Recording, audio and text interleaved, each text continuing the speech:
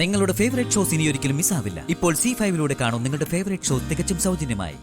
മോനെ, ഞാൻ പറയുന്നത് കേട്ട് നീ വിഷമിക്കരുത്. പാർവതിയെ കുറ്റപ്പെടുത്തുകയും ചെയ്യരുത്.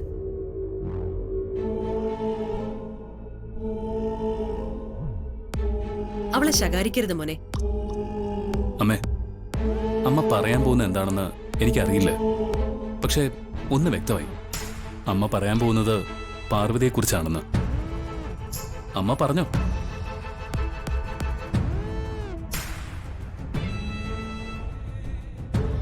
അത് കേട്ടിട്ട് ഞാനൊരിക്കലും പാർവതിയെ കുറ്റപ്പെടുത്തുകയോ വഴക്കു പറയുകയോ ചെയ്യില്ല. ഇത് സത്യം. ഞാനെന്തിനാ പാർവതിയെ വഴക്കു പറയുന്നത്? അമ്മ പറഞ്ഞോളൂ. ചേച്ചി, ഞങ്ങളിങ്ങനെ മുൾമുനയെ നിർത്താതെ കാര്യം എന്താന്ന് വെച്ചാ പറയേ. പല്ലവി,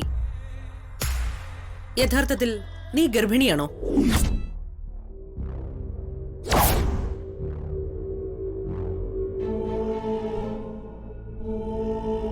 എന്നാൽ ഇവൾ ഗർഭിണിയല്ല.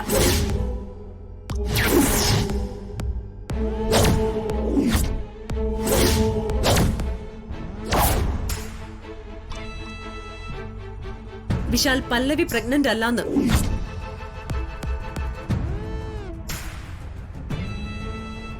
ഇവൾ ഗർഭിണിയാണെന്ന് കള്ളം പറഞ്ഞ വിപിനെ വിവാഹം കഴിച്ചത്.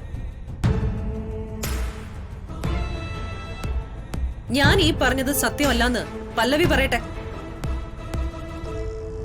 പല്ലവി, ഞാൻ പറഞ്ഞത് സത്യമല്ലേ?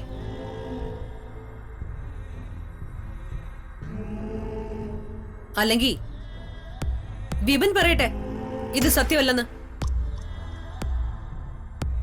എടാ പറയടാ.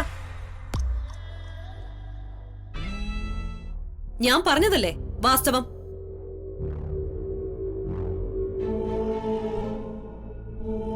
എന്നാ ഞാൻ പറഞ്ഞത് തന്നെയാണ് സത്യം.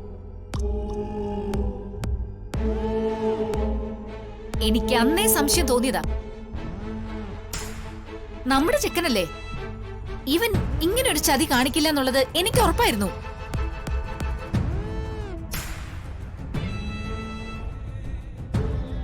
ഇവള് നമ്മുടെ സ്വത്തുക്കൾ തട്ടിയെടുക്കാൻ വേണ്ടി നടത്തിയ നാടകം തന്നെയാ ഇത്.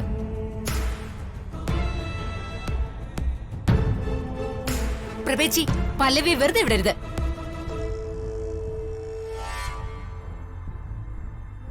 സുശീലേ, നീ വിചാരിക്കുന്നത് പോലെ സ്വത്ത് തട്ടിയെടുക്കാനൊന്നുമല്ല പല്ലവി കള്ളത്തരം കാണിച്ചത്.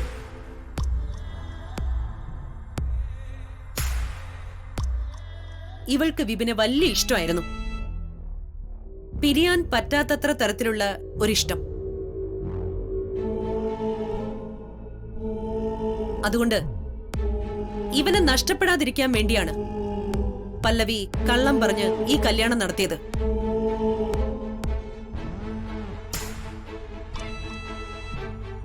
ഡൗൺലോഡ് ചെയ്യൂ C5 ആപ്പ്. കാണൂ എല്ലാ എപ്പിസോഡുകളും സൗജന്യമായി.